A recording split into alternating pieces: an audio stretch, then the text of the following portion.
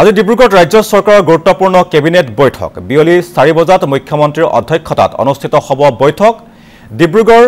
সচিবালয়ত অনুষ্ঠিত হ'ব এই বৈঠক ডিব্ৰুগড় সমষ্টিৰ উন্নয়নৰ বিষয় লৈ বিষয়াসকলৰ সৈতে পুনৰীক্ষণ বৈঠকতো মিলিত হ'ব মুখ্যমন্ত্ৰী আমি পুনৰ জনাইছো আজি ডিব্ৰুগড়ত ৰাজ্য চৰকাৰৰ কেবিনেট বৈঠক বিয়লি 4 বজাত মুখ্যমন্ত্ৰীৰ অধ্যক্ষতাত ডিব্ৰুগড় সচিবালয়ত এই বৈঠক অনুষ্ঠিত হ'ব আৰু সমষ্টি উন্নয়নৰ বিষয় লৈ পুনৰীক্ষণ বৈঠকতো মিলিত হ'ব মুখ্যমন্ত্ৰী আৰু এই মুহূৰ্তত আমি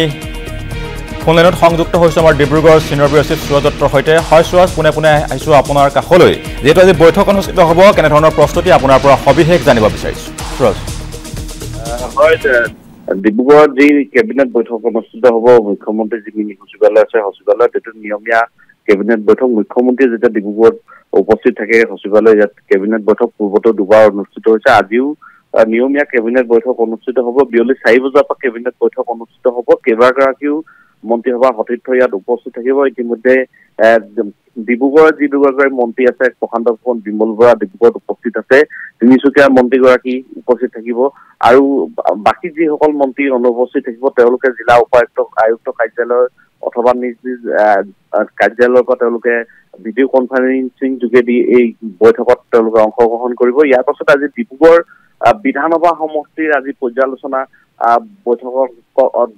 বৈঠকত মুখ্যমন্ত্ৰীগৰাকীয়ে বহা সম্ভাৱনা আছে ডিব্ৰুগড় বিধানসভা সমষ্টিৰ উন্নয়নমূলক কাম-কাজৰ খতিয়ান লোৱাৰ আজি সম্ভাৱনা আছে আজি আৰু কাইলৈ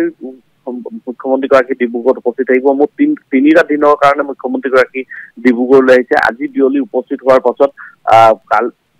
21-22 সেই দুটা দিন তেওঁ ডিব্ৰুগড় সচিবালয়ত উপস্থিত থাকিব ধেমাজি তিনিচুকীয়া জিলাৰ কেইবাটাও বিধানসভা সমষ্টিত তেওঁ কাম-কাজৰ খতিয়ান ল'ব আৰু মুখ্যমন্ত্ৰীগৰাকীয়ে নিজে পৰ্যালোচনা বৈঠকত অধ্যক্ষতা কৰিব আৰু সকলো চৰকাৰী বিষয়াৰ উপস্থিতিতে এই কাম-কাজসমূহ মুখ্যমন্ত্ৰীগৰাকীয়ে খতিয়ান ল'ব আৰু 23 তাৰিখে মুখ্যমন্ত্ৰীগৰাকী গুৱাহাটীলৈ উভতি যাব আজি বিয়লি 3 বজাত আহি তেওঁ ডিব্ৰুগড়ত উপস্থিত হ'ব মিনি সচিবালয়ৰ 4 বজাৰ পৰা কেবিনেট বৈঠক অনুষ্ঠিত হ'ব ইয়াৰ পাছত নিশালৈ ডিব্ৰুগড় বিধানসভা সমষ্টিৰ যি উন্নয়নমূলক কাম-কাজৰ খতিয়ান যিসমূহ আঁচনি বৰ্তমান ডিব্ৰুগড়ত চলি আছে সেই কাম-কাজসমূহৰ বৈঠক অনুষ্ঠিত হ'ব আৰু কাইলৈ ডিব্ৰুগড় বিধানসভা সমষ্টি বা ডিব্ৰুগড় চহৰৰ ওপৰত এখন গুৰুত্বপূৰ্ণ সভা মুখ্যমন্ত্ৰীগৰাকীয়ে আহ্বান জনোৱা হৈছে যিহেতু কৃত্ৰিম বানৰ কবলত প্ৰতি বছৰে ডিব্ৰুগড় পৰি আহিছে আৰু ডিব্ৰুগড় চহৰৰ মূল যিটো সুৰক্ষানলা বৰ্তমানলৈকে নিৰ্মাণ হৈ উঠা নাই আৰু কৃত্ৰিম বানক ডিব্ৰুগড়ৰ পৰা কেনেদৰে বচাব পাৰি সকলো বিভাগৰ বিষয়াসকলক লৈ ডিব্ৰুগড়ৰ মিনি সচিবালয়ত মুখ্যমন্ত্ৰীগৰাকীয়ে বৈঠকত অংশগ্ৰহণ কৰিব যিহেতু বাৰিষা সমাগত এই বাৰিষাত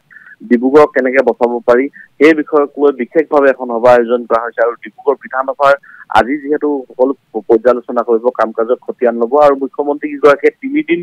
ডিব্ৰুগড়ত পাহাৰ পাতি থাকিব মিনি সচিবালয়ত আৰু উজনি বহুকেইটা বিধানসভা সমষ্টিৰ তেওঁ কাম-কাজৰ যিসমূহ উন্নয়নমূলক কাম-কাজ চলি আছে যিসমূহ আঁচনি চলি আছে সেই আঁচনিসমূহৰ তেওঁ খতিয়ান ল'ব আৰু মুখ্যমন্ত্ৰীগৰাকীয়ে 3 দিনৰ পাছতে 23 তাৰিখে বিয়লি তেওঁ পুনৰ গুৱাহাটীলৈ উভতি যাব ভাস্কৰ সবিশেষজনৰ বাবে আৰু 4 বজাত যেহেতু মুখ্যমন্ত্ৰীৰ অধ্যক্ষতাত ডিব্ৰুগড় সচিবালয়ত বৈঠক অনুষ্ঠিত হ'ব আৰু সমষ্টি উন্নয়নৰ বিষয় লৈ পুনৰীক্ষণ বৈঠকতো মিলিত হ'ব মুখ্যমন্ত্ৰীগৰাকী